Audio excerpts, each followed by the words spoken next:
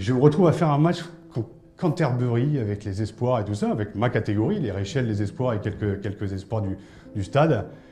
Et là, il y a cette épaule-là qui pète. Et là, c'est le début.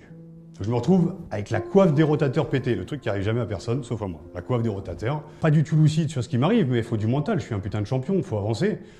Et ben, je vais avancer, ça va aller. Donc, je reviens au mois d'avril, et là, on me met dans ma vraie catégorie, la catégorie Réchelle. Et en fait, le ballon se bloque sous mon bras, et là, il y a 2 mecs qui me tombent sur le rable, et là, j'ai l'épaule qui pète. Et là, ben, je repars sur une opération avec une vis, des écrous. La finale, le 14 juillet 2000, et moi, je suis en costard. Et première finale loupée, je suis en larmes. Je devrais être remplaçant avec les Blacks à Marseille, contre les Blacks à Marseille. Et là, je suis au bord de la péritonite, en fait. La péritonite, c'est l'appendicite qui est prêt à exploser. Ben, j'ai pas eu le temps de taper, j'ai pris 2 piliers. La nuit, je pisse du sang, je suis pas bien. Et le lendemain après-midi, je fais une échographie, et là, il y en a une qui a explosé en 3. Donc là, c'est là pas pareil. Mais il faut du mental, donc je me fais quand même opérer, ablation, clinique, et puis là, fracture en biseau et en vriant du bras, et puis il y a le nerf radial en fait qui irradie tout le bras, qui est touché à 80%, et je ne rejouerai pas au rugby. Ben, j'accuse le coup, parce que je viens de donner 7 ans, j'ai laissé une couille, un genou, un bras, 2 épaules, des chevilles un peu éclatées. Ben c'est pas grave, je vais être comédien. Sauf que cette année-là, je fais 8 déchirures. En décembre 2007, j'avais pas ouvert un bouquin depuis 10 ans. Et en fait, je fais une rencontre avec Richard Esco. Et là, le mec, il me dit, il me fait découvrir la philosophie. C'est moi le père Goriot en 97 pour le bac français, oui, mais là, la philosophie, ça... Et là, il me parle de l'être, il me parle du paraître, il me parle de l'équilibre à trouver entre les deux, entre ce que j'ai représenté pendant toutes ces années et ben, le côté introspection, il va peut-être falloir se regarder en face. Mais j'ai plus de vie sociale, j'ai plus d'argent, enfin presque plus d'argent. Et puis je sais pas qui je suis, la sécu je connais pas, la mutuelle encore moins. C'est des trucs pas du tout connectés à la réalité.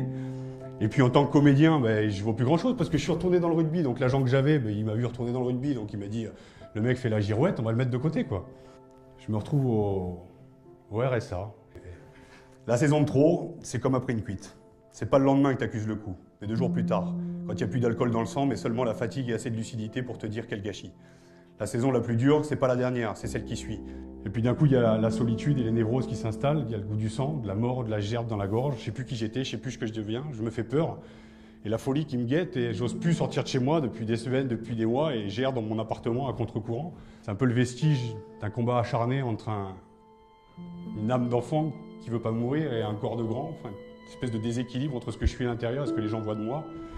Et puis bah, plutôt que de me regarder en face, parce que je continue mon introspection à travers la philosophie, à travers la psychologie, mais je me perds dans les méandres de ce que la religion appelle l'enfer. Et j'ai compris à travers les exercices, à travers des voyages du héros, essayer de comprendre ce qu'on appelle les croyances limitantes. Les croyances limitantes, c'est ce qui nous empêche d'aller vers nos objectifs pour qu'on se pète. Et moi j'ai découvert que mes croyances limitantes, c'était le rapport que j'avais avec mes parents, et j'ai fait le bilan. Je suis pas à la fin de ma vie, je suis juste au début, aux prémices de ma 2e vie olympique, et il me parlait de Marc Sessillon. Mais Marc Sessillon, il a tué sa femme, mais c'est l'exemple type de ce qui arrive dans le rugby. Pas tuer sa femme obligatoirement. J'ai failli le faire, mais voilà, je l'ai fait. Mais il l'a fait, il a été au bout du bout pour montrer ses secrets d'alarme, pour dire oh l'importance de l'individu avant la carrière, pendant la carrière et après la carrière. Putain, on est humain, bordel. Il y a un moment où il y a cette putain d'humanité qu'on est en train de perdre, à l'image de la société où on court après le temps qui passe une fois de plus, mais on ne sait pas après quoi on court. La symbolique au milieu, c'est l'humain. S'il y a un message à faire passer, pas donneur de leçons, mais juste de dire voilà, il y a un moment où putain. La société, si elle veut changer aujourd'hui, parce que le sport, il est à l'image de la société, selon moi. Avec la société, on va dans le non-sens, à force de cette espèce de consumérisme. Et je suis ici en tant que responsable de ma vie, parce que je vous ai fait fantasmer à travers les calendriers une espèce d'idéal masculin, parce que j'ai fait les calendriers, parce qu'il y avait l'époque Bangers, qu'il y avait le Stade français. Alors on dit toujours le Stade français, ça a popularisé. C'était énorme. On avait un groupe énorme, on a cassé le cul à la France entière. Très bien, mais ça a duré un temps. Sauf que derrière, l'effet pervers, vous le prenez en pleine tronche, et c'est votre génération aujourd'hui qui fantasme. Et aujourd'hui, je suis là juste pour vous dire de passer du fantasme au rêve et de la réalité. Et que si vous faites carrière, 10 ans de carrière, vous êtes en équipe de France, super, objectif, but, d'accord. Mais en attendant d'aller d'un point A à un point B, ce qui est important, c'est pas le point B, c'est tout le chemin que vous allez parcourir pour arriver à ce point B. Et si vous jouez en Pro D2, en fédéral, et alors n'oubliez pas qu'il y a d'autres choses qui se passent à côté.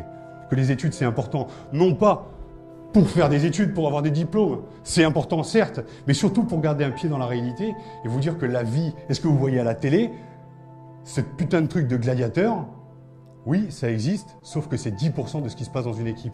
Et aujourd'hui, quand un mec me dit il faut les responsabiliser, les jeunes aujourd'hui, oh, C'est à nous de leur donner confiance en eux pour qu'ils apportent le talent sur le terrain. Et on verra après, au fur et à mesure, si on va pouvoir construire une équipe avec eux. Et peut-être qu'il y en a qui vont rester sur le tapis. Mais au moins de les préparer aussi à l'après. Les préparer à pas jouer en équipe de France ou peut-être en Pro D2 ou en fédéral. Mais juste, voilà, que vous donniez tout, mais au moins qu'à la fin, vous puissiez dire, voilà, je suis un homme et j'incarne, et voilà, avec mes faiblesses. Parce qu'on a le droit d'être blessé, on a le droit d'être faible aussi aujourd'hui. Dans cette quête de putain de performance, il faut être toujours dans le up. Je ne vais pas me prendre pour Jean-Claude Van Damme. Mais il faut toujours être en haut. Il y a un moment où il faut aussi accepter, quand il y a une blessure, de prendre le temps de revenir. Mais oui, il y a la compétition aussi qui arrive derrière. Ce que je disais à Terry tout à l'heure, il y a un moment où il faut arriver à prendre le temps. C'est ça, pour moi, j'appelle ça l'écologie des rapports humains. Et c'est comme ça que vous pourrez créer des équipes pour l'avenir. C'est comme ça que vous pourrez vous construire en tant qu'homme. Si on ne fonctionne que sur le côté tactique, technique, physique, on prend des murs.